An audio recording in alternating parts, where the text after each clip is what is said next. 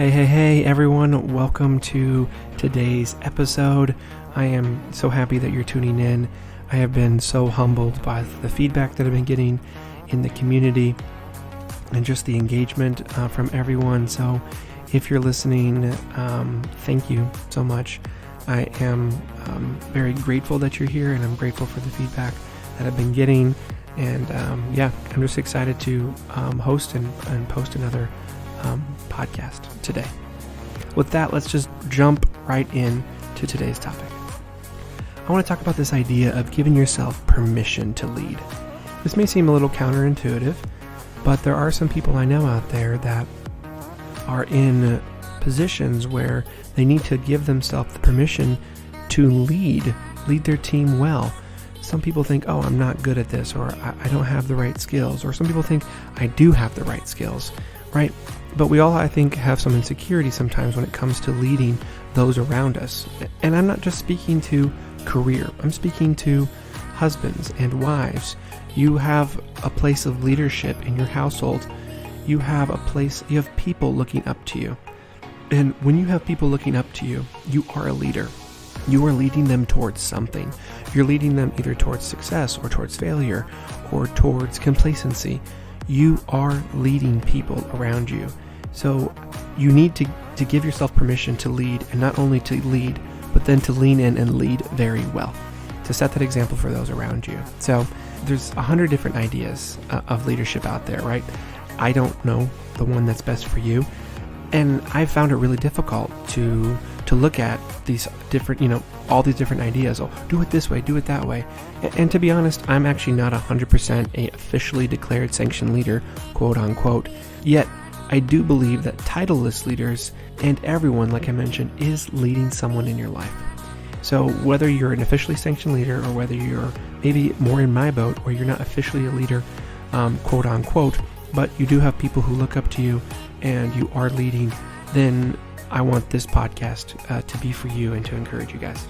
I kind of think of it like this awkward leadership transition. Like there's this phase where, you are leaning into leadership. Maybe you don't necessarily know. Maybe you're not good at it yet. I've talked to some friends, and I always liken it to this idea of like when I was leaving, transitioning from teenagehood into adulthood, there was this awkward transition phase. I was still under my father's house. I still had to obey my father's rules, yet I wanted to listen to my own rules. I wanted to set up my own boundaries. I wanted to do things that I thought made more sense, right? And I think there's this transition in leadership as well. And as you get to this point and you're ready to start flexing these muscles and you're ready to dive in, you're still under a leader, yet you want to lead, yet you're in this awkward position of, I need to respect the leadership that's established, yet I also need to do this. And I think it's really important, if you're running a business out there, to give space for people to be able to exercise leadership. For those who want to exercise leadership, they need that space. They need the ability to flex those muscles in a safe environment. They need the ability to learn to grow up a little bit under some supervision and some structure. So definitely figure out how to do that. I would encourage you if you're running a business or something. As you transition, I like this analogy of transitioning into adulthood, because I think most of us have been there or will be there at one point. It takes time. I don't become an adult overnight. Now, some people, there's milestones, there's events that happen, right? Like, oh, great, you have your driver's license. In the same in your career, in the same in your leadership walk, like, oh, you've officially gained a title. Doesn't mean you're actually mature in leadership. Doesn't mean maybe you've grown into it. It takes time. It takes way more than a week. I'm talking like this takes years to take place. And I think there's, two camps of people. Camp number one, I think I got this and I'll figure it out, right? Or camp number two, I'll read every leadership book. I'll listen to every single podcast that's out there, and I'm going to figure out how to be, this great leader, right? I definitely fall into style number two, which I think is dangerous a little bit because, well, they're both a little dangerous, to be honest. But I fall into camp number two, where I'm pumping my head so much full of information, then I'm like, oh, great. Well, this person did it this way. And then I'm like, okay, I need to start doing that. I'm like, oh, no, this person did it this way. And then I start running over there and doing that. Oh, no, this person did it this way. And I'm running over there. And I'm running around in leadership, just kind of jumping from thing to thing, not really finding myself or establishing myself in that role very well, right? And then if there's anyone following me, they're looking at me like, this dude is running with, his head cut off, right? Chicken with his head cut off. He's running around crazy, right? It's very rampant. I think when you are this leader, when you are digesting content, it is very important to pick the pieces that make sense, use discernment, use your skills, right? And say, okay, how can I weave this in? I love to talk about exercise. You guys probably know that if you've listened to a lot of podcasts. Let's think about this like an exercise. I'm going to the gym. If I bring in 3 different ways to work out, I'll get a good workout in, but I won't maybe maximize each one, right? I can't do, I'm going to do this CrossFit workout, and then I'm going to do this TRX workout, and then I'm going to do this thing, and I'm flipping around everywhere, right? Not being very consistent. My workout plan doesn't really line up, and there's no real goals going on. It's just confusing chaos. Instead, build a really good workout schedule and then make it work. And then, okay, I'm reading about, TRX. Okay, maybe I can use that for, some strength training here and there, right? Figure out how these things you're learning about weave into it without flip-flopping from idea to idea. If you're like me, I did that, and it's a little crazy, so don't do that. I've talked about it so many times before. If you've talked to me in person, then you know as well. Bob Goff, in his book Dream Big, he talks about this idea of a quarter turn, right? When you're cooking, you don't just go from low heat to high max heat. You adjust things at a quarter turn at a time. And this has been incredibly impactful as I think about my life as someone who goes from one ditch up onto the road and then over to the other ditch, right? Someone who goes from extreme to extreme, as it's so easy to do. Bob Goff talks about, no, just adjust the heat at a quarter turn, just a little bit, move that needle ahead. Okay, let's see where that temperature rises. Okay, maybe it's still a little too cold. A quarter turn again, adjust that. Oh, still a little too hot. Okay, dial back a little bit. He talks about easing into this idea with this metaphor, and I just think it's so good. And I've been trying to practice that in my workout regimen. I've been trying to practice that in my home life, because sometimes I just flip from one extreme to the other. I haven't done yard work in 3 months. Okay, I'm going to do yard work every single day for a week. Well, that's great to catch up, but there's no balance there, right? There is no happy medium. Whereas if I just quarter turned it, okay, I'm going to do it a couple more times this week. Okay, great. And then, right, you can see how this quarter turn methodology would assist in helping you get to your goals. And that's the same thing I would suggest in leadership. If you're transitioning to leadership, definitely consume a lot of content, but don't go from low heat to max heat on your people, because it is gonna hurt them, right? Adjust quarter turn. Yeah, maybe every week, maybe you're consistently every week adjusting.